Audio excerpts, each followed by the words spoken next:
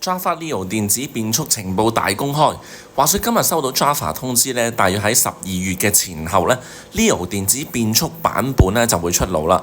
目前做電子變速版本嘅顏色有胎色同埋白色，價錢係4680蚊。而呢隻紫色特別版咧，用上碳纖把手同埋碳纖嘅座管，售價係5580。以電子變速嚟講咧，價錢真係好經濟。喺公開嘅情報當中咧，同依家3680蚊嘅版本，佢最大嘅分別就係由9速升到上12速。大餅咧同樣都係用50吋嘅中空款，碟剎咧一樣都係用油壓碟剎。但係喺變速套件上面咧，見佢寫住咧國產電子變速，但係用乜嘢變速、用乜嘢型號咧，完全都未公開，保持神秘感。我賣咗 Java 咧都好多年啦，所以對佢哋組件嘅運用咧都幾認識嘅。過往呢一年咧，佢哋不斷升級啲公路車運用電子變速，佢哋主要咧係用藍圖嘅電子變速品牌嘅。不過以我認知咧，目前藍圖只係做緊公路車嘅電子變速，而呢一種紙撥形式嘅咧，佢哋仲未有新產品公開，所以最大嘅可能性咧就係用 Wheeltop 嘅電子變速啦。坊間好多單車店咧都進行緊相關嘅改裝。官方喺網上傳出嚟嘅幾張相咧，可以睇得到佢嘅變速紙撥同 Wheeltop 咧，好似係一樣嘅。我哋先將呢個可能性咧推到上有3-4成咁高。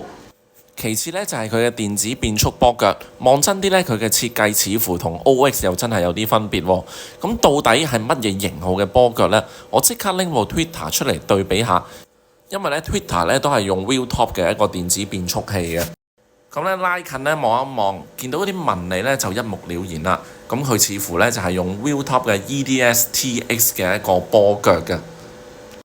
之後再攞多一張相嚟做對比，望一望啲螺絲位置啊，望一望個形狀啊，似乎已經可以將個答案咧推到100% 嘅啦。喺1年前咧，我都就住呢套電子變速咧拍過短片嘅，我哋依家可以花少少時間望一望。呢一個咧就係 EDS 嘅後變速器，可以支援到最大13速。插滿一次電咧，你大概可以變速到25000次左右。大約幾個月嘅時間咧，你先要插一次電。工廠咧亦都幫呢套電子變速器咧做過撞擊同埋一個防水測試，效果咧都係相當理想嘅。望翻其他地方咧，譬如前叉啊、車架啊、16寸嘅輪組啊，嗰啲全部都一樣嘅。飛輪同鏈條方面咧，飛輪一般咧，佢哋就用 Sunshine 嘅一個12速飛輪啦，一係32吋，一係就34吋噶啦。鏈條咧通常都係用 SUMC 嘅，咁啊質量穩定咧，同埋價錢都偏平。好啦，因為呢條短片要出得好急，因為咧工廠喺今日咧就截單㗎啦，佢哋係做限量款式電子變速咧，只係做一批，之後唔會再有啊，應該咁，所以咧大家有興趣盡快WhatsApp 我落單，如果唔係蘇州過後冇艇搭啊！經我哋 Cool One Bike 購買 Java Leo 或者任何嘅單車，我哋都會提供免費送貨服務。停到車嘅地方，我哋就可以安排送貨，而且我哋誠意十足，全部車咧都係由單車師傅親自送貨。送貨之前，我哋會調好晒成部單車，檢查晒所有螺絲嘅鬆緊度，再放分入包裝盒，確保運輸途中咧都可以俾到100分嘅保護。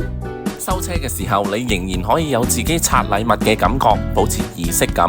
如果你中意嘅話，包裝盒你拎埋走都仲得。喺交收嘅時候呢，我哋會親自教你一次點樣接車，點樣開翻部車。